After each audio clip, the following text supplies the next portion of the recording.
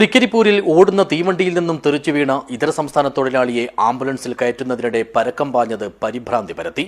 മണിക്കൂറുകൾക്ക് ശേഷം ഒരു വീടിന്റെ കോഴിക്കോടിൽ നിന്നുമാണ് ഇയാളെ പരിക്കുകളോടെ പിടികൂടിയത്.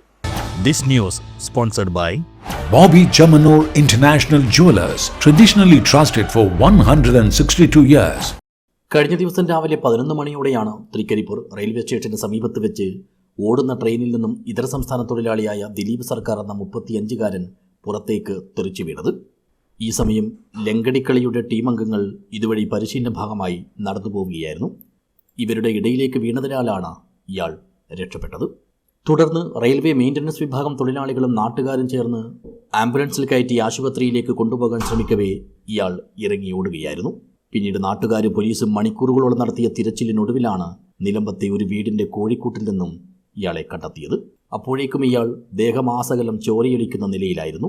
ഉടൻ തന്നെ പോലീസ് ഇടപെട്ട് ഇയാളെ തൃക്കരിപ്പൂരിലെ ലൈഫ് കെയർ ആശുപത്രിയിലേക്ക് മാറ്റി.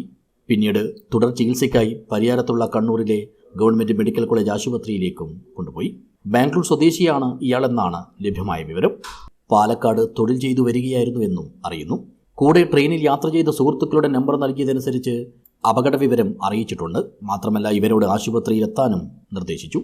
അതേസമയം വീഴ്ചയിലുണ്ടായ പേടിയെ തുടർന്നാണ് താൻ ഓടിയതെന്നാണ് യുവാവ് പറയുന്നത്. News bureau, Cheruvathur.